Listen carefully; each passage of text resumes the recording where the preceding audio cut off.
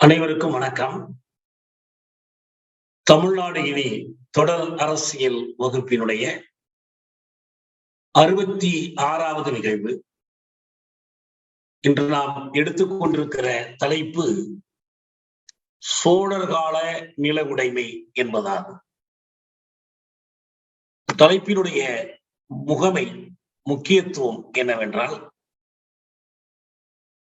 தமிழ்நாட்டில் நில உடைமை உறவுகள் சமூக உடைமை என்ற நிலையிலிருந்து, சமூக உடைமை என்றால் கிராம பொது உடைமை என்ற நிலையிலிருந்து தனி உடைமையாக எப்போது மாறியது? நிலக்கிழார்கள் நில உடைமையாளர்கள் எப்போது தலை தூக்கினார்கள் என்ற வினாவிற்கு விடை காணுகிற ஒரு முயற்சி இது. அந்த முறையில் பார்க்கிற போது தமிழக வரலாற்றை நீலகண்ட சாஸ்திரி உட்பட பலரும் அரசியல் வரலாறாக எழுதியிருக்கிறார்கள். அந்த அரசியல் வரலாற்றின் இடையிடையே பண்பாட்டு வரலாறு, பொருளியல் வரலாறு, சமூக வரலாறு எல்லாம் இடம்பெறுகிறது. ஆனால் மக்களின் வாழ்க்கை தொடர்பான ஒரு சமூக வரலாறாக, சமூக ஒழுங்குகளில் மாற்றம் ஏற்பட்ட வரலாறாக பெரும்பாலும் யாரும் ஆய்வு செய்யவில்லை. அப்படி ஒரு ஆய்வினை செய்திருப்பவர் ஜப்பானைச் சேர்ந்த நொபுரு கராஷிமா. உலக தமிழ் ஆராய்ச்சி அமைப்பினுடைய தலைவராக வேறு பல பொறுப்புகளிலும் இருந்தவர். உலக தமிழ் ஆராய்ச்சி மாநாடுகளை முன்னின்று நடத்தியவர். அவருடைய நூல்தான் தென்னக வரலாற்று போக்கில் தென்னக சமூகம் என்பதாகும். ஒரு தென்னகம் என்று குறிப்பிடுவது பெரும்பாலும் தமிழகத்தை தான். தமிழ் சமூகத்தினுடைய வரலாறு பற்றிய ஆய்வுதான். ஜப்பானியராக இருப்பினும் டோக்கியோ பல்கலைக்கழகத்திலும் வேறு ஜப்பானிய பல்கலைக்கழகத்திலும் பணியாற்றியிருக்கும் அவர் தமிழ் கற்றவராக, தமிழ் சமூகத்தின் வரலாறு கற்றவராக, தமிழ் சமூகத்தினுடைய வரலாற்றை ஆய்வு செய்தவராக அறியப்படுகிறார். இன்று அவர் நம்மிடையே இல்லை. அவருடைய முக்கியமான படைப்புகள் எல்லாமே தென்னக தமிழக வரலாறு தொடர்பான நிறைய ஆய்வு கட்டுரைகள் எழுதியிருக்கிறார். இதெல்லாம் நம்ம ஏற்கனவே 2-3 வகுப்புகளுக்கு முன்னாலேயே பார்த்துட்டோம். புதுசா வந்திருக்கிறவர்களுக்கு ஒரு அறிமுகத்திற்காக நான் அதை திரும்பவும் கோடிட்டு காட்டுகிறேன். அப்படி அவர் இந்த வரலாற்று ஆய்வில் அவர் கையாண்ட வழிமுறைகளை பற்றி நாம் பார்த்தோம். முதலாவதாக, நேரடியாக கல்வெட்டு சான்றுகளை அவர் அடிப்படையாக கொண்டார். ஏனென்றால் ஒரு சமூகத்தின் வரலாறு இலக்கியத்தின் வழியாக அறியப்படும், கல்வெட்டுகளின் வழியாக அறியப்படும். இலக்கியம் என்பது மெய்யிலக்கியமாக இருக்கலாம், புனைவிலக்கியமாகவும் இருக்கலாம். கல்வெட்டின் வழியாக அறியப்படும். மூன்றாவதாக, அகழாய்வின் வழியாக அந்த வரலாற்றை நாம் அறிந்து கொள்ளலாம். இப்ப அண்மை காலத்தில் இந்த அகழாய்வினுடைய பங்களிப்பு கூடுதலாகி இருக்கிறது. எல்லாவற்றிலும் நம்பத்தக்கது, நம்பகமானது, அறிவியல் சார்ந்தது அகழ்வாய்வின் வழியாக கிடைக்கிற தொல்பொருட்களை கொண்டு உண்மைகளை அறிகிற முறை. அதனால்தான் நாம் அண்மையில் கீழடி மற்ற அகழ்வாய்வுகளுக்கு அவ்வளவு தூரம் மதிப்பளிக்கிறோம். அடுத்தபடி இந்த கல்வெட்டுகள் நம்பகமானவைதான். ஒரே ஒரு சிக்கல் என்ன இருக்கிறது என்றால், இந்த கல்வெட்டை பதிக்க ஆணையிடுகிற மன்னர்கள், கல்வெட்டை பதிக்கிற கலைஞர்கள், அவருடைய அகச்சார்புகளுக்கு அது ஒரு இடம் இருக்கிறார். அவ்வளவுதான்.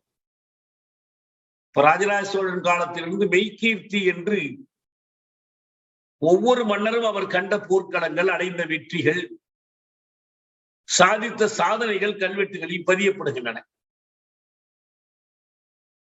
அதே நேரத்தில் அந்த மன்னர்கள் கண்ட தோல்விகள், மன்னர்கள் ஏற்படுத்தி இருக்கக்கூடிய தீமைகள் பற்றியெல்லாம் அந்த கல்வெட்டுகள்ல நமக்கு கிடைக்காது. அதனாலதான் கல்வெட்டுகள் அகழ்வாய்வின் அளவுக்கு முக்கியத்துவம் பெறுது. ஆனா இலக்கியத்தை விட அது முக்கியமானதாக இருக்கிறது. குறிப்பாக நமக்கு சங்க இலக்கிய பாக்கள் கிடைக்காமல் போயிருந்த ஒரு பெரிய வரலாற்றையே நாம் இழந்துடும். கல்வி வரலாற்றின் போது பண்டை கால தமிழகத்தில் கல்வி கற்க விடாமல் தடுக்கப்பட்டவர்கள் யாரும் இல்லை. கல்விக்கு எவ்வளவு உயர்ந்த மதிப்பு இருந்தது. கல்வி இருந்தால் கீழ்குளமும் மேற்குளமாகி விடுகிறது என்பதையெல்லாம் நமக்கு சொல்லித்தரக்கூடிய பாக்கள் சங்க தமிழ் பாக்கள் தான். அதனால இலக்கியத்திற்கு அந்த அளவுக்கு முக்கியத்துவம் இருக்கிறது. இலக்கியம் என்றாலே அதில் கொஞ்சம் கவிதைக்கு பொய்யழகு, கண்ணுக்கு மையழகுன்னு கொஞ்சம் அதுல சித்தரிப்புகள், அலங்காரங்கள் இருக்குங்கிறதுனாலதான் நம்ம எச்சரிக்கையோடு எடுத்துக்கொள்ள வேண்டி இருக்கிறது. கல்வெட்டுகளில் முக்கியமான ஒரு பகுதி, இன்னொரு பகுதி செப்பேடுகள் இருக்கு. வேள்விக்குடி செப்பேடுகள் போன்ற கல்வெட்டுகளை போலத்தான் செப்பேடுகளும். கல்வெட்டுகளோடு ஒப்பிட்டால் அவை அதிகமா இல்லை. அவற்றிலும் கொஞ்சம் நம்பகத்தன்மை குறைகிறது. உதாரணமா வேள்விக்குடி செப்பேடு பற்றி ஆய்வாளர்கள் ஐயம் தெரிவிக்கிறார்கள். உண்மையிலே அப்படி ஒண்ணு இருந்திருக்குமா என்பதை பற்றி. இதெல்லாம் நம்ம கடந்த காலத்தில் அவ்வப்போது குறிப்பிட்டு சென்றிருக்கிறோம். ஆனா இப்ப நாம எடுத்துக்கொள்ளுகிற சமூக வரலாற்றுக்கு அடிப்படையாக இருக்கிற கல்வெட்டுகள் நில கைமாற்றம் தொடர்பான கல்வெட்டுகள். நம்ம ஒருத்தருக்கு நிலத்தை விற்கிறோம், கொடையா கொடுக்கிறோம், நம்பிக்கை கிரயம் பண்றோம், வாங்குறோம். இதெல்லாம் பத்திரப்பதிவு அலுவலகத்தில் போய் பதிவு செய்யணும். இந்த பத்திரப்பதிவுகளை தாள்ல எழுதி வச்சு பாதுகாக்கிறாங்க. இப்ப கொஞ்சம் போனதுக்கு பிறகு இப்ப கணினியில இணையத்தில் வைத்து பாதுகாக்கிறாங்க. இன்னும் கொஞ்சம் பாதுகாப்பான வழிமுறை என்ற முறையில. அந்த காலத்தில் இந்த இணையமும் இல்லை, ஓலைகள் தான் இருந்துச்சு. ஏட்டில் எழுதக்கூடிய வாய்ப்புகள் இல்லை. அப்படி இருந்த போது கல்வெட்டுகளில் அதை பதிந்து வைத்தார். ஒரு மன்னர் ஒரு பிராமணருக்கோ அல்லது மற்றொருவருக்கோ ஒரு நிலத்தை கொடையாக கொடுத்தால், அல்லது ஊர் மக்கள் அனைவரும் சேர்ந்து ஒரு நிலத்தை கோயிலுக்கு கொடையாக கொடுத்தால், அல்லது பூசாரிக்கு கொடையாக கொடுத்தால், எத்தனையோ வகை இருக்கு. ஊதிய கொடையாக கொடுப்பது, பணிகளுக்கு கொடையாக கொடுப்பது, இப்படி நிறைய நில கைமாற்றங்கள் நிகழுது, வரலாற்றில் நிகழுது. அப்படிப்பட்ட நில கைமாற்றங்கள் கல்வெட்டுகளில் பதியப்படுது. ஏராளமான கல்வெட்டுகள். தஞ்சை பெரிய கோயிலில் இருக்கிற கல்வெட்டுகள் மட்டும் 1,00,000 எழுத்துக்களை கொண்டவை என்று ஆய்வாளர்கள் குறிப்பிடுறார். கல்வெட்டுகளை தவிர இன்னும் அழியாத ஓவியங்களா வரையப்பட்டவை கூட இருக்கு. அதையும் கணக்கில் எடுத்துக் கொள்ளலாம். அப்படிப்பட்ட அந்த கல்வெட்டுகளை அடிப்படையாக கொண்டு நொமோரு கராஷிமா வரலாற்று போக்கில் தென்னக சமூகம் என்ற தன் ஆய்வை நடத்தினார். இப்ப இந்த ஆய்வு முறையில் அந்த கல்வெட்டுகளை பற்றி யார் என்ன எழுதியிருக்கிறார்கள் என்று படித்து அதை ஆதாரமாக கொள்வதில்லை. கல்வெட்டில் என்ன எழுதியிருக்கோ அதிலிருந்து முடிவுகளுக்கு செல்றது. மேற்சான்றுகள், கல்வெட்டுகள் நேரில் பேசுகின்றன. இரண்டாவதாக புள்ளியியல் ஆய்வு முறையை அவர் பயன்படுத்தினார். Statistical method of analysis. மற்ற துறைகளுக்கெல்லாம் பயன்படுத்தி கொண்டுதான் இருக்கிறோம். ஆனால் இந்த சமூக ஆய்வு துறைக்கு, உதாரணமாக நில கைமாற்றம் நிகழ்கிறது என்றால் இதில் எத்தனை விழுக்காடு யாருக்கு மாற்றி கொடுக்கப்படுது, யாரால் மாற்றி கொடுக்கப்படுகிறது, இந்த விழுக்காட்டில் ஏற்படுகிற மாற்றம் எப்படி நில உறவுகளிலான மாற்றத்தை நமக்கு வெளிப்படுத்தும், இது போன்ற ஆய்வு முறை, இதான் புள்ளியியல் ஆய்வு முறை என்று சொல்வது. மூன்றாவதாக ஒரு பரந்த கண்ணோட்டத்தில் ஒரு நாடு முழுமைக்குமான ஆய்வாக இல்லாமல், அதாவது மேக்ரோ அனாலிசிஸ் பெரும ஆய்வாக இல்லாமல், மைக்ரோ அனாலிசிஸ் நுண்ணாய்வாக இந்த ஆய்வை மேற்கொண்டு ஒரு சிற்றூரை எடுத்துக்கொண்டு அந்த சிற்றூரில் கடந்த காலத்தில் என்ன நடந்தது, அடுத்தும் அந்த ஆய்வு காலத்தில் என்ன நடக்கிறது, எதிர்காலத்தில் என்ன நடக்கிறது என்பதை அங்கு நடந்திருக்கக்கூடிய நிலமாற்றங்கள் தொடர்பான கல்வெட்டுகளில் இருந்து முடிவுகள் எடுக்கிறது. இந்த 3 வகையான ஆய்வு முறைகளையும் நொபுரு கராஷிமா மேற்கொள்றார். ஒரு உடற்கூறியலை ஆய்வு செய்யக்கூடிய ஒரு அறிவியலர் ஆண்கள் இப்படி, பெண்கள் இப்படி, வயோதிகர் இப்படி, வாலிபர்கள் இப்படி, குழந்தைகள் இப்படி என்று அவர் ஆய்வு செய்வதில்லை. ஒரு மனுஷனை எடுத்துக்கொண்டு உனக்கு என்ன வயசு, என்ன உயரம், என்ன எடை, அவனுடைய உடற்கூறியலை ஆய்வுதான் ஒரு மனிதன் எப்படி இருப்பான், மனித உறுப்புகளுக்கு இடையில் இருக்கிற உள்ளுறவுகள் என்ன என்பதையெல்லாம் ஆய்வு செய்தார். இந்த ஆய்விலிருந்து அவர் பொது முடிவுகளை எடுத்த பிறகுதான் உடற்கூறியல் பற்றிய தன்னுடைய முடிவுகளை முன்வைப்பார். மார்க்ஸ் பொருளியல் துறையை ஆய்வு செய்கிற போது இதையேதான் சொன்னார். ஆய்வு செய்கிற முறைக்கும் ஆய்வின் முடிவுகளை முன்வைக்கிற முறைக்கும் நேர்மாறான நிலைப்பாடு உண்டு, நேர்மாறான ஒரு வேறுபாடு இருக்கு. ஆய்வு என்பது பொதுநிலையிலிருந்து தொடங்கி தனிநிலையிலிருந்து தொடங்கி பொதுநிலையை சென்றடைகிறது. From the particular to the general. ஆய்வு முடிவை அறிவிக்கிற போது நீங்கள் அந்த ஜெனரலை முன்வைத்து ஆரம்பிக்கணும். அப்படிதான் அவர் என்ன பண்றாருன்னா, ஒரு சரக்கு பற்றிய ஆய்விலிருந்து தொடங்கி போறார்.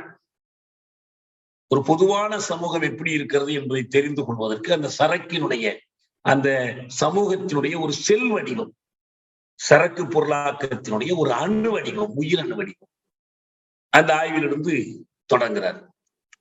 அது போல இங்க 2 ஊர்களை எடுத்துக்கொண்டு நொபுரு தன்னுடைய ஆய்வை ஆரம்பிக்கிறார். ஒரு ஊர் ஈசானமங்கலம், இன்னொன்னு அல்லூர். இந்த 2 ஊர்களுக்கும் ஒரு பொதுத்தன்மை இருக்கு. இரண்டுமே காவிரி கரையில் அமைந்த ஊர்கள், இரண்டுமே காவிரி பாசனம் பெற்று வளமா இருக்கக்கூடிய ஊர்கள். ஆனா 2 ஊருக்கும் இருக்கிற மிக முக்கியமான வேறுபாடு என்னன்னா, இந்த 2இல் ஈசானமங்கலம் என்பது பிரம்மதேயம், அல்லூர் என்பது வெள்ளான். அப்ப பிரம்மதேயம்னா என்ன, வெள்ளான்னா என்ன, இந்த 2க்குமான வேறுபாடுகளை அவர் முன்வைக்கிறார். நம்ம ஏற்கனவே பார்த்திருக்கோம். சத்துர்வேதி மங்கலம், பிரம்மதேயம், தேவதானம் அல்லது தேவதேயம், இப்படி ஒரு வகை ஊர்கள் இருக்கு. 4 வேதங்களையும் கற்றவர்களுக்காக, அவர்களுடைய வாழ்க்கைக்காக, அவர்களுடைய வசதிகளுக்காக மன்னர் ஒரு ஊரை கொடுக்கும் போது அது சத்துர்வேதி மங்கலம், 4 வேதங்களுக்காக தரப்படும். இதையே ஒரு பிராமணனுக்கு பிரம்ம வித்தை கற்றவன, அவன் அந்த பிரம்ம வித்தையை, பிரம்ம தொழிலை செய்வதற்காக அவனுக்கு நில ஒதுக்கி கொடுக்கும் போது அதுக்கு பிரம்மதேயம்னு பேர். ஒரு கோயில் காரியங்களுக்காக, கோயில்ல பூஜை பண்றதுல இருந்து பூசாரி கொடுக்கல இருந்து எத்தனையோ கோயில்ல நடக்க வேண்டிய காரியங்களுக்காக ஒரு நிலம் ஒதுக்கி தரும்போது அது தேவதானம் அல்ல தேவதேயம், தேவதேசம் எப்படினாலும் வச்சு. இது மாதிரி இருக்கக்கூடிய ஒரு ஊரு ஈசானமங்கலம். இதற்கு நேர்மாறாக வெள்ளான்கள், வேளாளர்களுடைய ஒரு திரிவு தான், அல்லது வெள்ளாருடைய திரிவு வேளாளரா இருக்கும். அதுலேருந்து வேளாண்மை பல சொற்கள் வரும். வேளாளர், அந்த வெள்ளான் எனப்படுகிற அந்த ஊர்கள் பிரம்மதேயத்துக்கு மாறானவை. அது பிராமணர்களுக்கு தரப்பட்டவை அல்ல, அது உடுகுடிகளுடைய ஊர். ரெண்டு ஊர்களிலும் ஒரு குறிப்பிட்ட காலத்தை எடுத்துக்கொண்ட. ஏன்னா இங்க ஒரு களத்தை தேர்ந்தெடுப்பது மட்டும் முக்கியமல்ல, ஒரு காலத்தை தேர்ந்தெடுத்து ஆய்வு செய்யணும். அந்த காலத்தில் எப்படி நிலமாற்றங்கள் நிகழ்ந்தன, அதில் எவ்வாறு மாற்றங்கள் வந்தன. நம்ம இன்னைக்கு சோழர் காலம் என்று சொல்லியிருக்கோம். சோழர் காலம் என்று சொன்னால் கரிகாலன், சேட்சென்னி, நலங்கிள்ளி, பெருங்கிள்ளி, பெருநற்கிள்ளி நிறைய இருக்கிறாங்க. இறந்து போன இடத்தை வச்செல்லாம் கூட சோழன், இளவந்திகை, பள்ளி துஞ்சிய, நலங்கிள்ளி, சேட்சென்னி இப்படிலாம் பல பேர்கள். சில கட்டுக்கதையான பெயர்களும் உண்டு. அவங்களை பத்தி நம்ம பேசல. சங்ககால சோழர்கள்னா அவங்க கிட்டத்தட்ட ஒரு 600 ஆண்டு காலத்திய சோழர்கள். கரிகாலன்லயே 2 கரிகாலன் இருக்கிறாங்க. ஒரு கரிகாலன் நமக்கு நினைவு கூறப்படுறது கல்லணை கட்டியதற்காக. இன்னொரு சோழன் இருந்தா, சோழன் கோச்செங்கனான் என்று கணைக்கால் இரும்புறையை போரில் வென்றவன். கணைக்கால் இரும்புறை தனக்கு தண்ணி கொடுக்கலங்கிறதுக்காக உளவாயிர் கோட்டத்தில் பட்டினி போராட்டம் நடத்தியவன், தன்னை அவமதிச்சுட்டான்னு சொல்லிட்டு. இப்ப அவங்கள மறந்துருங்க. நம்ம அப்ப அவங்கள பத்தி நம்ம இப்ப பேசல. அவர்கள் காலம் என்பது சங்க காலம். அந்த நில உறவுகள் என்ன என்பது பற்றியெல்லாம் நம்முடைய ஆய்வு. இப்ப இங்க எடுத்துக்கிட்டு இருக்கிற களமும் அது அல்ல. ஆனா இந்த சோழர்கள் போய் அவர்களுடைய இடத்தில் களப்பிரர்கள் ஆட்சி பிடித்து அவர்கள் கிட்டத்தட்ட 300 ஆண்டுகள் ஆட்சி புரிந்து பல்லவர் காலம் போய் அதுக்கு பிறகுதான் பிற்கால சோழர்கள் வர்றாங்க. உண்மையில அதுதான் சோழ பேரரசு என்று கே பிள்ளை குறிப்பிடுறார். சோழ பேரரசு அவங்களை இடைக்கால சோழர்கள் என்று பிரிக்கிறாங்க, பிற்கால சோழர்கள் என்று பிரிக்கிறாங்க. நம்ம நொபுரு கராஷிமாவை பொறுத்த வரைக்கும் அவர் இந்த பழைய சோழர்களை கணக்கிலிருந்து விட்டுட்டதுனால இந்த பின்னால வரக்கூடிய சோழர்களை மட்டும் கணக்கில் எடுத்துக் கொள்றதுனால இவர்களை 2ஆ பிரிக்கிறார். முற்சோழர்கள், பிற்சோழர்கள் பிரிக்கிறார். கரெக்டா ஆண்டு எடுத்துக்கிட்டோம்னா பொது ஊழிக்கு முன் பொது ஊழிக்கு பின் 850, அது முதல் 1070 வரைக்கும் ஒரு பிரிவு. அதெல்லாம் இந்த சோழர்கள் வரிசையில முற்சோழர்கள், மொத்த சோழர்கள இடைக்கால சோழர்கள். அப்படிப்பட்ட சோழர்கள் விஜயாலய சோழன் தொடங்கி அதிராஜேந்திர சோழன் வரைக்கும் 1070 வரைக்கும் அந்த மன்னர்களுடைய ஆட்சி. விஜயாலய சோழன், ஆதித்த சோழன், முதலாம் பராந்தக சோழன், ராசதத்திய சோழன், கண்டராதித்த சோழன், இப்படி வரிசையா வர்றாங்க. ரொம்ப மிக முக்கியமான மன்னர்கள். இந்த சோழ அரச வம்சத்தை ஒரு மலைத்தொடராக பார்த்தால் அந்த மலைத்தொடருக்கு சிகரமாக வரக்கூடிய மன்னர்கள் தான் முதலாம் ராஜராஜ சோழனும் ராஜேந்திர சோழன். உத்தம சோழன் ஆட்சி காலத்திலேயே பெரும்பாலும் ஆட்சி அனுபவங்களை ராஜராஜ சோழன் பெற்றுக்கொண்டான். தன்னுடைய ஆட்சி 985 முதல் 1014 வரைக்கும் நீடிச்சிச்சு. அவன் இருக்கும் போதே அவனுடைய மகன் ராஜேந்திர சோழன் அவனுடைய ஆட்சி தொடங்கி 1012 இருந்து 1044 வரைக்கும் நீடிச்சிச்சு. ஆக இவர்கள் தான் மொத்தத்தில் ஏறத்தாழ ஒரு 59 ஆண்டுகள், கிட்டத்தட்ட 60 ஆண்டுகள் ஒரு நீண்ட சோழ ஆட்சியை கொடுத்தவர்கள் ராஜராஜ சோழன், ராஜேந்திர சோழன். சோழ பேரரசு அப்போதுதான் உச்சங்கண்டது. நாடுகள் மீது படையெடுப்பதாக இருக்கட்டும், உள்நாட்டில் புதிய கட்டுமானங்களை உருவாக்குவது, புதிய சமூக உறவுகளை ஏற்படுத்துவது, எல்லாத்திலையுமே முன்னுக்கு நின்றாங்க. அப்புறம் சோழ பேரரசு மெல்ல மெல்ல தேய்ந்து 1070 முதலாம் குலோத்துங்க சோழன் தொடங்கி கடைசியா 3ஆம் ராஜேந்திர சோழன்ல அது முடியுது. அது 1279 முடியுது. மொத்தத்தில் 430 ஆண்டுகள் தான் நம்ம ஞாபகம் வச்சோம். 430 ஆண்டுகள் சோழ பேரரசுடைய காலம். நாம் ஆய்வு செய்யக்கூடிய காலம் என்பது இந்த 430 ஆண்டுகள் தான்.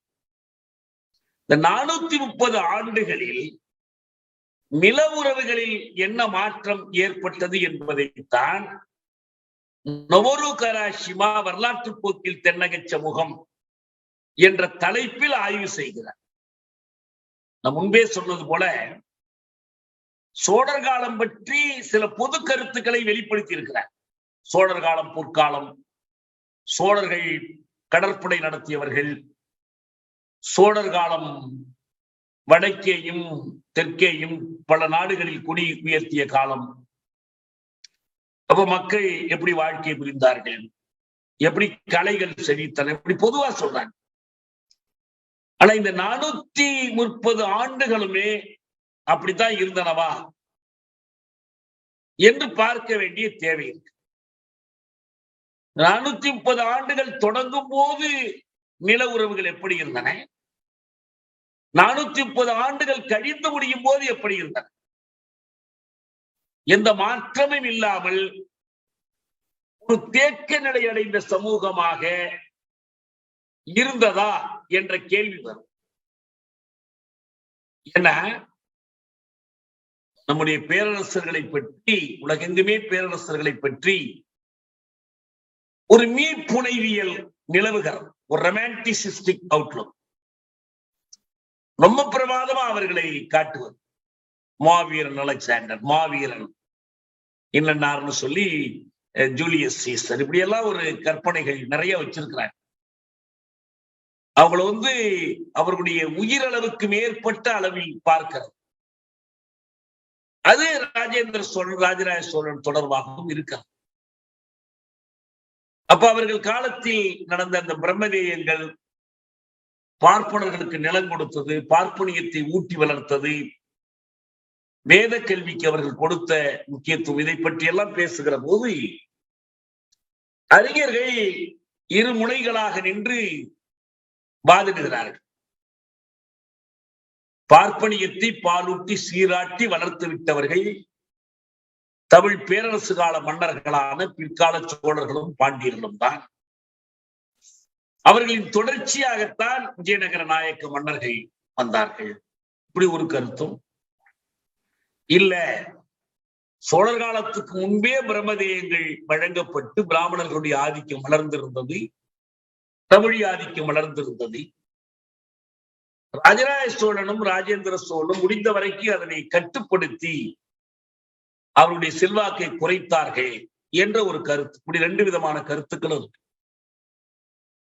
இப்ப இந்த காய்தல் உவத்தல் இன்றி இந்த கேள்விக்கு விடை காண வேண்டும் என்றால், அந்த மன்னர்களுடைய காலத்தில் மட்டுமல்ல, அந்த மன்னர்களுடைய காலத்திற்கு முன்பும் காலத்திற்கு பின்பும் நடந்திருக்கக்கூடிய நில கைமாற்றங்களை பற்றி ஆய்வு செய்யும். அப்ப இந்த 2 ஊர்களை முதலில் எடுத்துக் கொள்ளுகிற போது 2 ஊர்களிலும் நடந்த நில கைமாற்றங்கள் என்பவை ராஜராஜ சோழன் காலத்திலேயோ ராஜேந்திர சோழன் காலத்திலோ அல்ல. அதற்கெல்லாம் முன்னாலேயே பராந்தக சோழன் காலம், அந்த ராஜராஜ சோழனுக்கு முற்பட்ட அந்த ஆண்டுகளில் தான் இந்த நிலமாற்றங்கள் நடந்திருக்கு. நமக்கு இந்த ஆய்வுக்கு அந்த துல்லியமான ஆண்டுகள் நமக்கு தேவையில்லை. அந்த ஆய்வின் மூலம் ஒரு முடிவுக்கு வர்றாங்க. அதை நம்ம போன வகுப்புல கடைசியா சொல்றோம். ஈசான மங்கலத்தை பொறுத்தவரை அது பிரம்மதேயமாக இருந்தது. அங்கு நடந்த நிலமாற்றங்கள், நில கைமாற்றங்கள் கோயிலுக்கு, சபைக்கு, பருடைக்கு. சபை என்பது பிராமணர்களை கொண்ட சபை, பருடை என்பது கோயில் நிர்வாக குழு. அவர்களுக்கு கீழே வேளாண் குடிகள் உழைக்கிறாங்க. இந்த பிராமணர்களுக்கு கீழே இவர்கள் நிலம் வாங்குவது, விற்பது. அரசர்கள் இவர்களுக்கு வரி சலுகை கொடுத்திருக்கிறாங்க. இந்த பிரம்மதேய ஊர்களுக்கு, பிரம்மதேய ஊர்களிலும் ஒரு சிறு பகுதி நிலம் சமூக உடைமையாக இருக்கிறது. கிராமத்துக்கே பொது உடைமையா இருக்கு. ஆனா பெரும்பகுதி நிலம் தனிப்பட்ட பிராமண நில உடைமையாளர்களுக்கு சொந்தமா இருக்கு. தொடக்கத்திலேயே இல்லை, ஆனா வெகு விரைவாக இந்த மாற்றம் வந்தது. அல்லூரில் ஒரு சிறு பகுதி நிலம் தனி உடைமையா இருக்கு. ஆனா பெரும்பகுதி நிலம் சமூக உடைமையாகவே இருக்கு. நிலத்தை உடைமையாக வைத்திருப்பது ஒண்ணு, சொத்துடைமையா வைத்திருப்பது நில சொத்து. இன்னொன்று நிலம் கைவசம் இருக்கும், ஆனா சொத்தாக இருக்காது, விற்க முடியாது. அது பற்றுகைன்னு சொல்லும். நிலப்பற்றுகை, possession. Land property, land as possession. பல்லூரில் நிலம் ஊரால் சமூக உதவியாக பற்றப்பட்டு அவங்க பற்றுகையில இருந்துச்சு.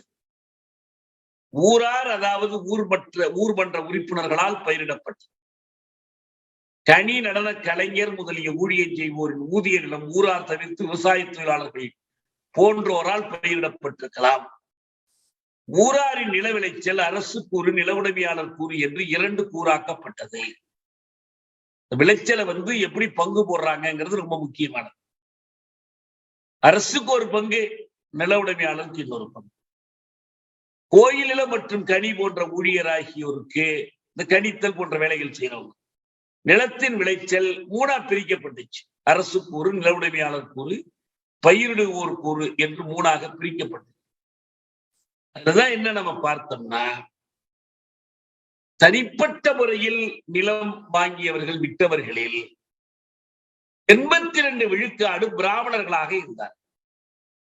பிராமணர்கள் தான் சோழர் காலத்தினுடைய முதல் தனி நில உடைமையாளர்கள். ஒருவேளை தமிழ் சமூகத்தில் தனி நில உடைமையாளர்கள் பெரும் திரளாக வளர்வது, ஏன்னா பல்லவர் காலத்திலேயே பிரம்மதேயம் தொடங்கிவிட்டது. இன்னும் சில செய்திகள் என்ன சொல்றாங்கன்னா, பல்லவர் காலத்துக்கு முன்னால களப்பிரர் காலத்திலேயோ அல்லது சங்க காலத்திலேயோ, சங்கம் மருவிய காலத்திலோ அல்லது சங்கம் மருவிய காலத்திற்கு முற்பட்ட காலத்திலோ சிறு அளவில் இது போன்ற பிராமணர்களுக்கு கொடுப்பது, அவங்க நில உடைமை அனுபவிப்பது இருந்தது என்று சொல்றாங்க. இருந்திருக்கலாம்.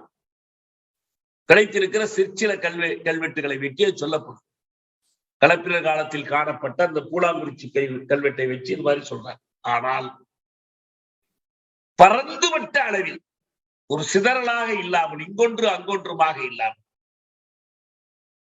பிரம்மதேயங்கள் பரவலாக பரவியதும், தனி நில உடைமையாளர்களாக பிராமணர்கள் உருப்பெற்றதும் என்பது இந்த சோழர் காலத்தில் தான். விஜயாலய சோழன் தொடங்கி வரக்கூடிய அந்த காலத்தில் தான். அப்படி வரக்கூடிய அந்த எண்ணிக்கை, நில உடைமையாளர்களை 82 விழுக்காடு அவர்களாக இருந்தார்கள் என்று சொல்லும் போது, பார்ப்பன நிலக்கிழமை முறை, நில உடைமை முறை பெருகியது, பரந்துபட்ட சமூகமாக மாறியது இந்த சோழர் காலத்தினுடைய முதல் பகுதியில் தான் என்பது தெளிவாகும். சோழர் காலம், சோழர் நிலம், சோழ நிலம் என்று சொல்லப்படுவது வெறும் இந்த தஞ்சாவூர் மாவட்டம் மட்டுமல்ல. திருச்சிராப்பள்ளி, தென்னார்காடு, வடார்காடு, செங்கற்பட்டு எல்லாம் சேர்ந்து, ஏன்னா சோழ நாடு அவ்வளவு பெரிய நாடாக விரிந்து பறந்தது. அதனால வேண்டி பேறு பெற்ற சிலர், பெரும்பாலும் பிராமணர்கள், தனிப்பட்ட முறையில் நிலங்களை விற்க வாங்க முடிந்தது. வெள்ளாட்டூர்களை பொறுத்த வரைக்கும் பெரும்பாலும் இது இல்லை. அங்க சமூக உடைமைதான் முதன்மையாக நிலவியது என்பதுதான் நம்ம ஏற்கனவே நம்ம பிரம்மதேயங்கள் என்ற தலைப்பிலும் இந்த வெள்ளாண்கிற தலைப்பிலும் பார்த்தோம். ஆனா பிற்காலத்திய கல்வெட்டுகளை இன்னும் சொல்ல போனால் ராஜேந்திர சோழன், ராஜராஜ சோழன் காலத்துக்கு பிறகு 3ஆம் ராஜராஜன் போன்ற பிற்காலத்திய சோழர் கால கல்வெட்டுகளை எடுத்து பார்க்கும்போது இந்த வெள்ளாண் ஊர்களில் சமூக உடைமை என்பதும் மாறி போவதற்கான சான்றுகள் கிடைக்கும். இப்ப பிரம்மதேய ஊர்களில் மட்டுமல்ல, வெள்ளாண் ஊர்கள் உட்பட எல்லா சிற்றூர்களிலும், எல்லா பகுதிகளிலும், சோழ நாடு முழுவதிலுமே நில உடைமை முறை ஒன்று புதிதாக தோற்றுவிக்கப்படுகிறது. ஒரு நாள்ல இல்லை, நூற்றாண்டுகள்ல, சில நூற்றாண்டுகள்ல, நான் முதலே சொன்ன மாதிரி 430 ஆண்டு காலத்தில் ஏற்பட்ட மாற்றங்கள் தான் இவையெல்லாம். அந்த மாற்றங்களுக்கான புறஞ்சார் காரணங்கள் என்ன என்பதையும் லொமோரு ஆய்வு செய்தாரு. அப்படி எடுத்துக்கொண்டு அவர்கள் பிற்கால பிற்சோழர் கால பகுதியினுடைய நிலவுடைமை முறையின் தன்மைகளை ஆராய்வதற்கு சில வெள்ளான் ஊர்களை எடுத்துக்கொண்டார். காவிரி ஆற்றினுடைய வடகரையில் அமைந்து 7 வெள்ளான் ஊர்களில் நிலச்சொத்து பரிவர்த்தனைகளை பகுத்தாய்ந்து பார்க்கிறார்.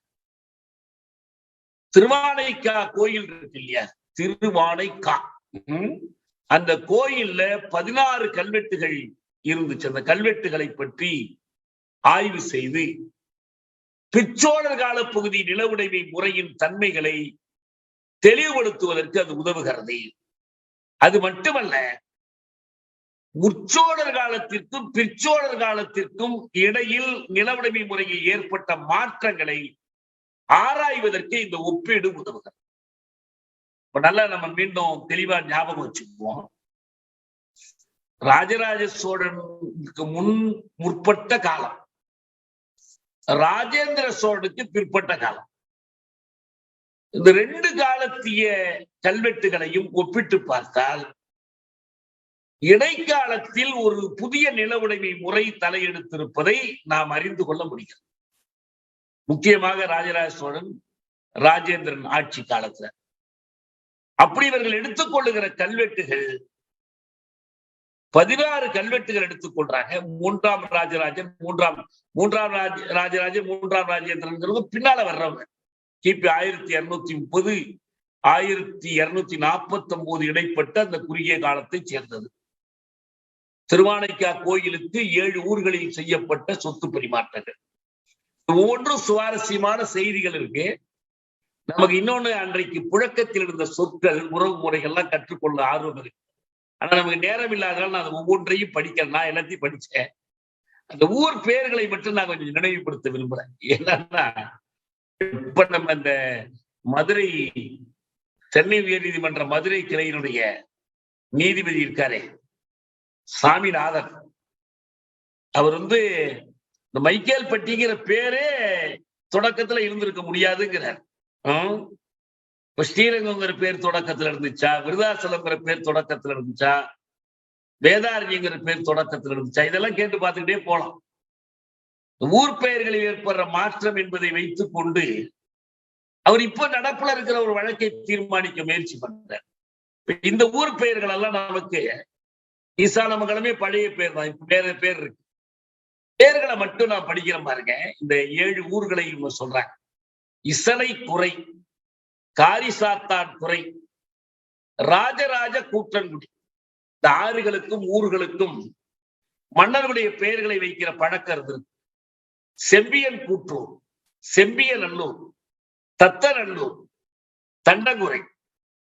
பார்க்க போனா நம்ம லால்குடி அதை சுற்றி இருக்கிற ஊர்கள் தான் இவை பெரும்பாலும் காவிரிக்கரை ஊர்கள் தான். அந்த ஊர்கள்ல இந்த பேர்களை நான் இப்ப எனக்கு தெரியல. இப்ப இந்த பேர்லாம் என்னவா மாறி இருக்குன்னு தெரியல. அது அப்ப இருந்த பேர்கள். இந்த 7 ஊர்களில் பல நில பரிமாற்றங்கள் நடந்தன என்று தெரிகிறது. இந்த பரிவர்த்தனைகளில் ஊர் நிலத்தின் ஒரு பகுதியோ முழுவதுமோ தனியாட்களால் கோயிலுக்கு மாற்றப்பட்டதாக அறிகிறோம். அதற்கு முன்பு 10க்கு மேலான பரிமாற்றங்கள் தனியாட்களுக்குள் நடந்திருந்தன. மாறாக ஒரே ஒரு பரிவர்த்தனையில் மட்டும் ஊரார் அல்லது ஊர் நிர்வாகம் மற்றும் நிலத்தை கொடுத்ததாக உள்ளது. எதுக்கு இதை சொல்றாருன்னா, இத்தனை நில பரிமாற்றங்கள் கைமாற்றங்கள் நிகழுது.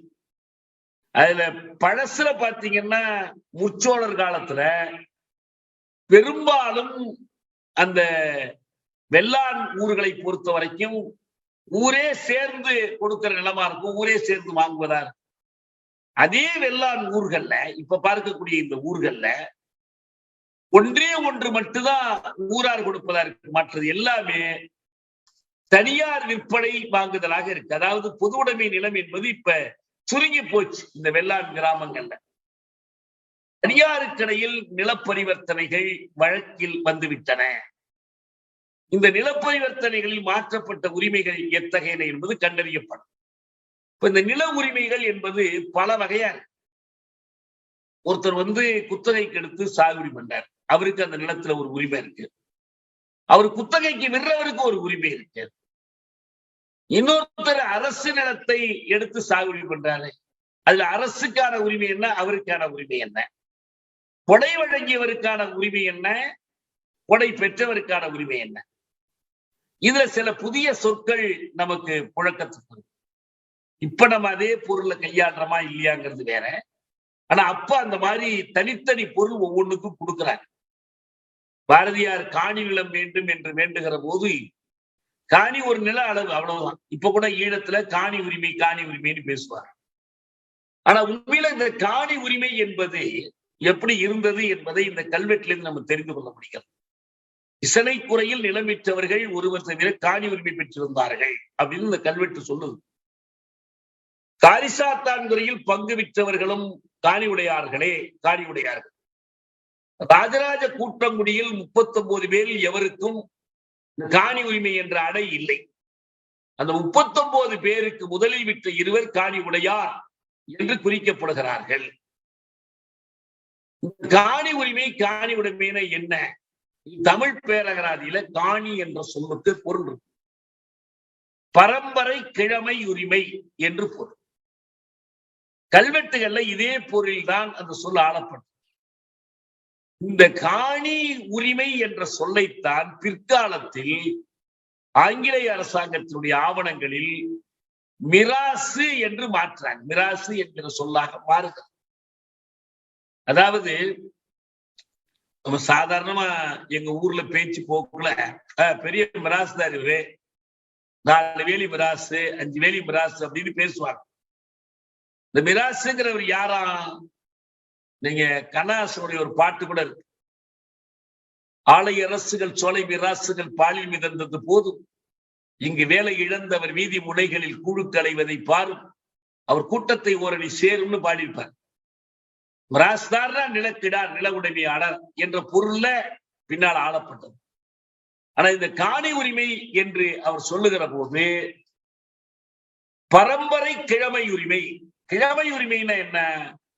நிலத்துல சாகுபடி செய்து கொள்வதற்கான உரிமை, அவ்வளவுதான்.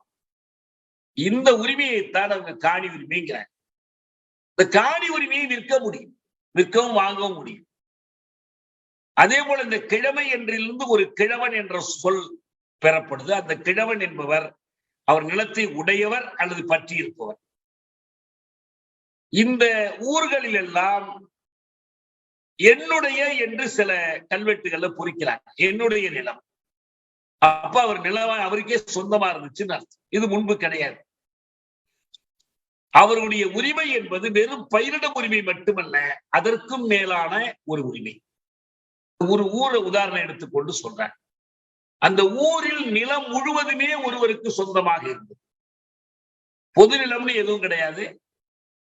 ஒன்றுக்கு மேற்பட்டவர்களுக்கு சொந்தமான நிலமும் கிடையாது. ஒருத்தர் தான் ஊர்ல இருக்கிற எல்லா நிலமும் அவருக்கு சொந்தம். ஒரு திரைப்படத்துல வசனம் பேசுவான், உனக்கெல்லாம் ஊருக்குள்ள நிலம்டா, எனக்கு என் நிலத்துக்குள்ளதாண்டா அவன் ஊரேன்னு சொல்லுவான். அதுபோல நிலக்கிழார்கள் உண்டு. இப்ப தஞ்சையில எல்லாம் நிலக்கிழமை முறையில அது மாதிரி ஒரு முறை இருந்துச்சு. இந்த நிலக்கிழாருக்கு சொந்தமான கிராமங்கள்னு சொல்லுவாங்க. ஒரு கிராமம் இல்லை, பல கிராமங்கள் அவருக்கு சொந்தமா இருக்கும்.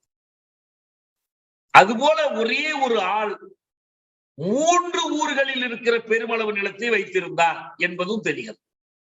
செம்பியநல்லூர், தத்தநல்லூர், தண்டங்குறை, இந்த 3 ஊர்களிலும் பெரும்பாலான நிலம் ஒரே ஆள் கையில இருந்துச்சு. எதுல? பிற்சோழர் காலத்துல அவங்க செய்யக்கூடிய விற்பனைகள் மூலமாக இது தெரிகிறது. இப்ப ஒரு கட்டத்தில் இந்த தனி நில உடைமை என்பது ஒரு உழவர் தன் குடும்பத்தை காப்பாற்றும் அளவுக்கு வைத்திருப்பதாக இருந்துச்சு.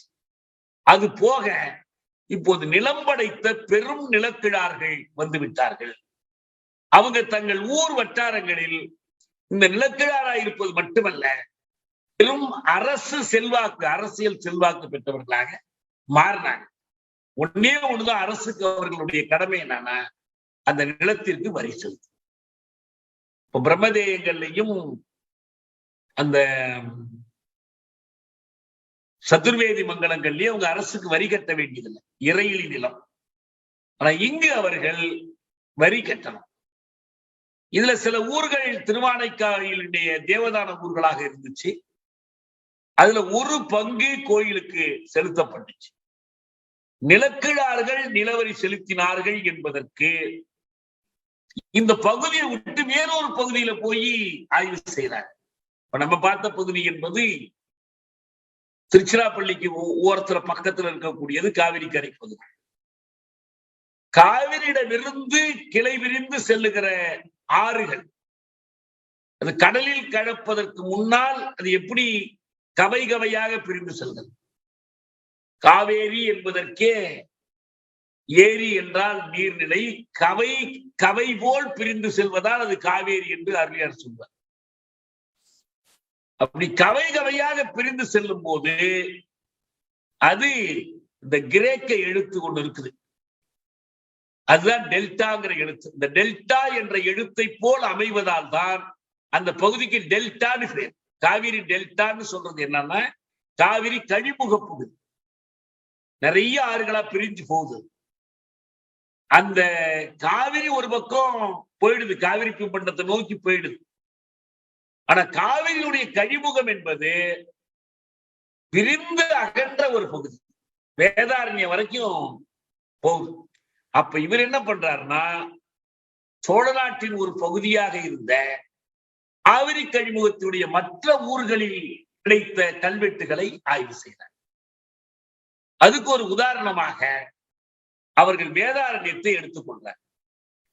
வேதாரண்யத்தினுடைய அந்த பல கல்வெட்டுகளில் ஆய்வு போய் செய்யும் போது அவர்களுக்கு என்ன முடிவு கிடைக்கிறது என்றால், சோழ நாட்டில் தனி நில உடைமையினுடைய பெருக்கம், நில உறவுகளுடைய மாற்றம் எப்படி அந்த முதல்ல சொல்லக்கூடிய பகுதியில இருந்துச்சோ, காவிரி கரை பகுதியில் இருந்துச்சோ, அதே மாற்றங்கள் தொலைதூரத்தில் இருக்கிற வேதாரண்யத்திலும் அதே போல் ஏற்பட்டிருக்குது என்பதை அவர்கள் பார்க்கிறாங்க. இந்த நிலத்தை விற்றவர்கள், அதுக்கு பக்கத்து நிலக்காரர்கள் எல்லாரையும் சேர்த்து, நான் முன்பே சொன்னேன் உங்களுக்கு, அவங்க இந்த நிலப்பதிவு செய்யும் போது இந்த நிலம் எங்க இருக்குதுன்னு காட்டுறதுக்காக என்ன பண்றாங்க, அதை சுற்றி எல்லா பக்கமும் இருக்கக்கூடிய நிலங்கள், அவற்றை பற்றி விளக்கங்கள், விவரங்களை கொடுக்குறாங்க. அப்ப நமக்கு என்ன தெரியுதுன்னா, நாம் ஆய்வுக்கு எடுத்துக்கொண்ட விற்பனை அல்லது கொடை அல்லது நிலமாற்றத்துக்கு உடைமை மாற்றத்துக்குரிய அந்த நிலத்தை பற்றிய விவரங்கள் மட்டுமல்ல, அந்த நிலத்தை சூழ்ந்திருக்கிற நிலங்களை பற்றிய விவரங்களும் தெரிஞ்சுக்கிறோம் நம்ம.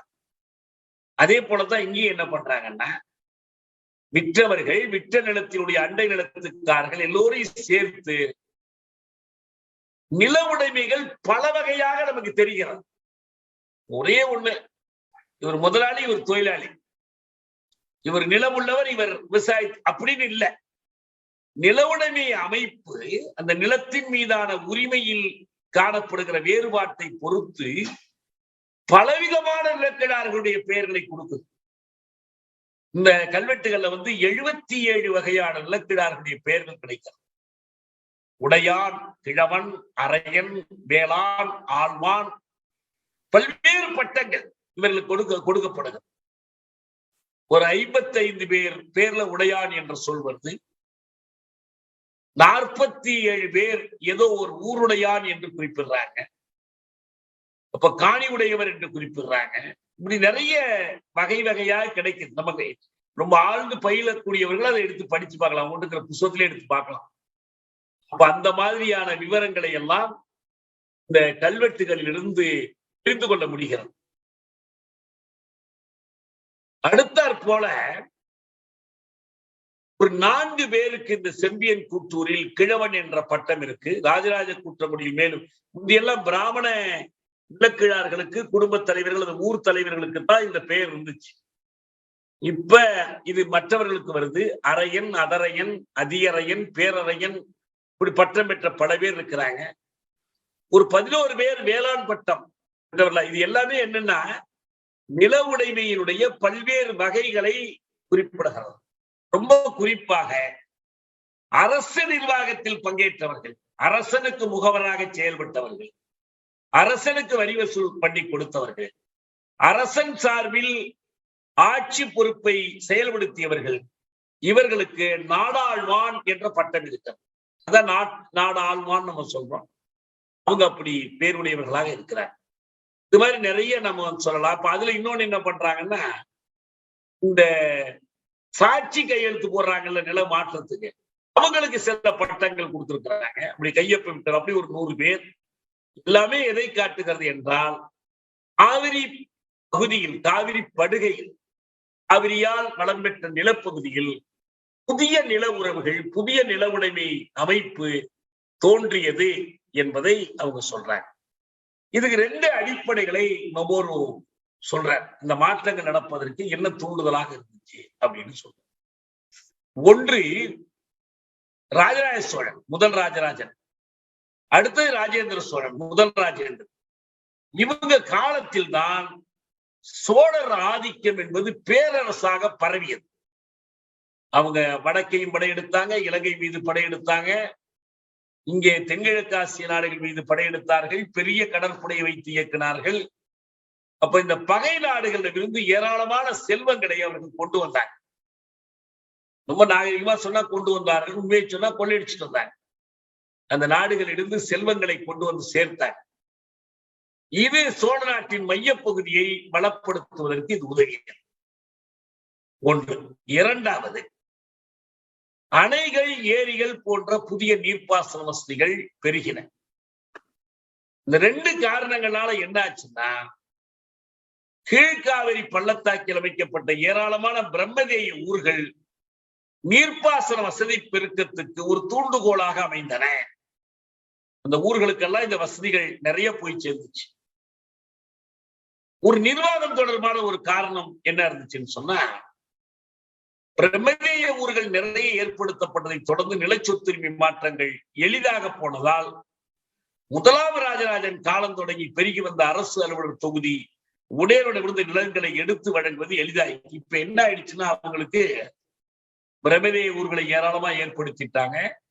நிலச்சொத்துரிமை மாற்றங்கள் எளிதில் செய்ய முடிஞ்சு. நிலச்சொத்தை மாற்ற முடியாது, இது ஊருக்கு சொந்தம் எடுக்க முடியாதுலாம் இல்ல. இப்ப எல்லாம் சமூக சொத்து தனியார் சொத்தாகுது, கோயில் சொத்தாகுது, கோயில் சொத்து தனியார் சொத்தாகுது. இப்ப நிறைய அரசு அதிகாரிகள் பொறுப்புக்கு வர்றாங்க. இப்ப நம்ம ஐஏஎஸ் வர்ற மாதிரி, ஐசிஎஸ் வர்ற மாதிரி நிறைய பொறுப்புள்ள அதிகார பொறுப்புகளுக்கு வர்றாங்க. அவங்களுக்கு வெவ்வேறு பட்டங்கள் கொடுக்கப்படுது. நிலங்களை எடுத்து அவர்கள் வழங்குவது இது எளிதா போயிடுச்சு. எல்லாம் சேர்ந்துதான் இந்த நில மாற்றங்களில், நில உறவுகளில் மாற்றம் ஏற்படுவதற்கு ஒரு தூண்டுதலாக அமைந்தது. தனியாகவே வேதாரண்யத்தில் ஏற்பட்ட நிலப்பரிவர்த்தனைகளை பற்றி ஏராளம் முதல்ல ஒரு 9 கல்வெட்டுகளை எடுத்துக்கொண்டு ஆய்வு செய்தார். இதெல்லாம் வெறும் நம்பர் தான் இருக்கு, மேல சொன்ன மாதிரி பேர் இல்லை. ஏன்னா அவங்க இந்த கல்வெட்டுகள் நம்ம இந்த அரசு சேமித்து வைத்திருக்கிற ஆவணங்களில் குறிப்பிடப்படுகிற கல்வெட்டுகள். நிறைய சுவாரஸ்யமான செய்திகள் வருது. ஏன்னா இது புதிய நில உறவுகள் மட்டுமல்ல, அதற்கேற்ப வணிகம் பெருகுது, நகரங்கள் உருவாகின்றன. அதற்கான சான்றுகள் எல்லாம் நிறைய கிடைக்கும். பிராமண ஊர்கள், வெள்ளாண் ஊர்கள், நகரங்கள் என்று எல்லா ஊர்களிலும் நிலம் விற்பனைக்கு வந்தது. ஊர்களின் சமூகத்தன்மைக்கேற்ப நில பரிமாற்றங்கள் நிகழ்ந்தன. காவிரிக்கு வடகரையில் லால்குடி பகுதியில் உள்ளது போல வேதாரண்யத்திலும் நிலப்பரிவர்த்தனைகள் செய்த காணி உடையவர்கள் பிராமணர்களை தவிர மற்றவர்கள் உடையான், கிழவன், அரையன், மூவேந்தன், மேலான் இப்படி பல்வேறு பட்டங்களோடு காணப்பட்டார்கள். இதுதான் சோழர் காலத்தில் தனியார் நில உடைமை பெருகியதனுடைய ஒரு வரலாறு. இது சோழர் ஆட்சி உட்பட்ட எல்லா பகுதிகளிலும் நடந்தது. பிரம்மதேயங்களில் தான் முதலில் தனியார் நில உடைமை உருவானது. வெள்ளாண் ஊர்களில் 2 படிநிலைகள் கொண்ட சமூகமாக அது இருந்துச்சு. ஆனா இப்போது நிலக்கிழார்கள் வளர்ந்து அவர்கள் ஒரு படியாகும், நிலமில்லாமல் பயிரிடுகிறவர்கள் இன்னொரு படியாகும். ஒரு சமூகத்துல கிளாசிபிகேஷன், வர்க்கங்களாக பிரிகிற போக்கு நடந்துச்சு. இது திருச்சி கல்வெட்டுகளை பார்க்கும் போது இந்த தகவல்கள் நமக்கு நிறைய கிடைக்கும். அது ஒரு பெரிய பட்டியலே இருக்கிறது. இதிலிருந்து நமக்கு நிறைய புதிய சொற்கள் இந்த நில உறவுகளை பற்றி, நிலத்தில் ஒருத்தர் வகித்த பங்கை பற்றியும் நமக்கு கிடைக்கிறது. பிற்சோழர் காலத்தில் நிறைய நிலப்பரிமாற்றங்கள் நிகழ்ந்தன என்பதை நாம் தெரிந்து கொள்ள முடிகிறது.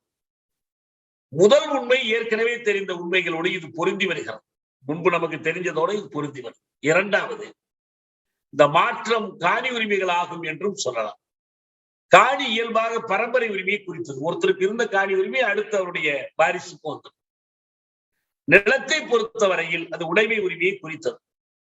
ஆனால் இந்த உடைமை உரிமை என்பது வெறும் உடைமை உரிமை அல்ல, செல்வாக்கான வாழ்க்கையை மேற்கொள்ளும் தகுதிகளை அது குறித்தது. 18, 19ஆம் நூற்றாண்டுகளில் ஆங்கிலேயர் ஆட்சி காலத்தில் காணிக்கு பதிலாக வழங்கிய மிராசு என்ற சொல் ஏறக்குறைய இதே போன்ற உரிமைகளை கொண்டிருந்தது. இந்த காணி உரிமையை தான் அவங்க மிராசா மாத்துறாங்க. மேலே பார்த்த பரிவர்த்தனைகளில் ஊர்களில் ஏதாவது ஒரு பகுதி விற்கப்படும் பொழுது இந்த உரிமைகளும் மாற்றி கொடுக்கப்பட்டன என்பதை நாம் பார்க்கிறோம். இதுல நன்செய், புன்செய் வேறுபாடுகள் எல்லாம் வந்துருது. ஒரு திரளாக இவை அனைத்தும் பரிமாற்றம் செய்யப்பட்டன என்பதை நாம் பார்க்க முடியும். பெரும் நிலப்பரப்புகள் பரவலாக தோன்றிட்டாங்க. அந்த கல்வெட்டுகள்லயே அவர்களுக்கு தனி பட்டங்கள் வருது. பிரமாதராய முத்தரையன், நாயன் சோரன், இருங்கோளன் இவங்கெல்லாம் நிலத்தை வாங்கி பெருமளவில் குவிக்கிறார். தென்னவரையன் ஒரு முழு ஊரையும் தன் உடைமையாக வைத்துக் கொள்றார். 2 ஊர்களில் பெரும்பரப்பான் நிலத்தை கோயிலுக்கு கொடை செய்கிறார்கள். இப்படி நிறைய சான்றுகள் கிடைக்கும். மக்கள் இல்லாத புத்தகத்திலிருந்து எடுத்து படிச்சு பார்க்கலாம். முடிவா என்ன சொல்றோம்னா, சோழர்கள் ஆட்சியின் இறுதி கட்டத்தில் தனியுடைமை பரவலாகி பெருநிலக்கிழார்கள் தோன்ற 2 காரணங்கள் முன்பே குறிப்பிட்டோம். இந்த 2 காரணங்கள் என்ன? ஒன்று, சோழராட்சியின் இடைப்பகுதி என்று சொல்வது ராஜராஜ சோழன், ராஜேந்திர சோழனுடைய ஆட்சி காலம். கீழ்காவிரி பள்ளத்தாக்கில் ஏற்பட்ட பொருளாதார வளர்ச்சி, அதே நேரத்தில் மிகுதியாக அரசு அலுவலர்களை அரசு அலுவலருக்கு மானிய நிலங்கள் வழங்கப்பட்டன. இந்த காரணங்களை ஒரு காரணமாக எடுத்துக்கொள்ளலாம். அப்புறம் இந்த போர்களில் அவர்களுக்கு கிடைத்த வெற்றிகள், இதை ஒட்டிதான் இந்த கீழ்காவிரி பகுதியில் நில உடைமை, தனியார் நில உடைமை பெருகியது. இதையெல்லாம் இந்த கல்வெட்டுகள் சான்றுகளாக கொண்டு மெய்ப்பிக்கப்படுகின்றன. ஆய்வு செய்வது எவ்வளவு கடினமான ஒரு பணி என்பதற்கு இந்த கல்வெட்டினுடைய ஒரு வாசகத்தை நான் படிச்சு காட்டுறேன். நமக்கே இப்ப புரிந்து கொள்றது கஷ்டமா இருக்கு. வேற்று மொழிக்காரன் இதை புரிந்து கொள்றதுங்கிறது எவ்வளவு சிரமமா இருந்திருக்கணும்னு பாருங்க. இந்த கல்வெட்டு படிக்கிறதுங்கிறது அவ்வளவு எளிய கலை அல்ல. ஒரு கல்வெட்டுல அவங்க சொல்றாங்க, ஒரு அரசு ஆணை ஒண்ணு இருக்கு. கோடோரின்மை கொண்டான் குன்ற கூற்ற மாநக உத்துங்க துங்க வளநாட்டூர்களிலார்க்கு இந்நாட்டூர்கள் முன்பு பழங்காணியாளராய் அனுபவித்து வருகிறவர்களை தவிர இராசகுலவராதல் ராஜேந்திர சோழ பேராற்றுக்கு தெற்குப்பட்ட நாடுகளில் உள்ளவராதல் ஆழ்வானுக்குன்னா 10ஆவதாம் யாரையும் ராஜராஜ பெருவிலை கொண்டோம் என்றாதல் அனுபவிக்க பெறாதவராகவும் குடிநீக்கி தேவநாதம் பள்ளிச்சந்தம் நீந்தோர்பட்டி காணியுடைய காணியாளரை காணியாக கை கொண்டு அனுபவித்து கடமை இருக்கும் அப்படின்னு இதுல எழுதியிருக்கு. பள்ளிச்சந்தம்ங்கிறது அந்த சமண பள்ளிகளுக்காக எப்படி பிரம்மதேயங்கள் கொடுக்கப்பட்டுச்சோ அப்படி பல்லவர் காலத்தில் பள்ளிச்சந்தம் என்று பள்ளிகளுக்கு கொடுக்கப்பட்டது, சமண பள்ளிகளுக்காக கொடுக்கப்பட்டது. அது இப்பயும் ஒரு சில இடங்கள்ல தொடருது என்பதால் தான் அதை குறிப்பிடுறாங்க.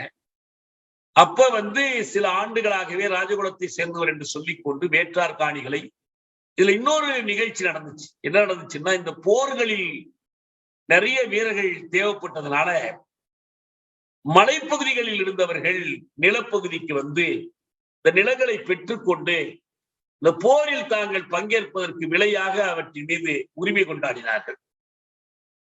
அந்த அரசாணை என்பது அந்த பழைய நிலை திரும்ப வேண்டும் என்று வற்புறுத்துவதுதான் மேல சொன்ன அந்த கல்வெட்டு. ராஜேந்திர சோழ பேராருன்னா என்னன்னா கொள்ளிடம்னு அர்த்தம். கொள்ளிடத்துக்கு பேர் ராஜேந்திர சோழ பேரார். அதுக்கு தெற்குள்ள நாடுகளில் உள்ளவர்கள் வடக்கு பகுதி நிலத்தை வாங்கக்கூடாது என்று அது சொல்லுது. தெற்கு பகுதி விளைச்சல் மிகுதியான வளமான பகுதி என்பதை குறிப்பிட வேண்டும். இதிலிருந்து புலப்படுவது தென்கரையில் செல்வாக்கு மிக்க குறிசில்கள் வணிகர்கள் முதலியோர் வடகரையிலும் நிலம் வாங்குவதில் தங்கள் செல்வத்தை முதலீடு செய்தார்கள் என்பது. நில உடைமையில் படையினர் தலையீடு மிகுந்த தொல்லை கொடுத்ததை அடுத்த கல்வெட்டு தெளிவாக்குகிறது. அதன்படி சில ஆண்டுகளாகவே கீழப்பழுவூரை சேர்ந்த குற்றக்கூற்றம் படைப்பற்றாக ஆக்கப்பட்டதன் விலை நம்ம இப்ப கூட பாக்குறோமே, படையூர்னு எல்லாம் பேர் இருக்கு. அதெல்லாம் இந்த படையில் ஈடுபட்டவர்கள் அவர்களுக்கு தரப்பட்ட நிலம். இன்னும் சொல்ல போனால் ஆங்கிலத்துல ஃபியூடலிசம் என்று சொல்வதே படைமானிய கொள்கை. அது ஒருத்தர் படை கொடுத்து உதவுறதுக்காக, படையில் ஆட்களை சேர்த்து கொடுப்பதற்காக, போரில் படை நடத்துவதற்காக அவருக்கு மன்னர் நிலமானியங்களை கொடுக்கிறார். அது அவருக்கு சொந்தமாகி அவரது மீது ஆதிக்க செலுத்துறார். அதன் மூலம் அவர் நிலக்கிழாராகிறார். அதுதான் நம்ம தமிழ்ல நிலப்பிரபுத்துவம் மொழிபெயர்க்கிறார். அந்த ஃபியூடலிசம் என்பது படைமானிய நில உடைமை அமைப்பு.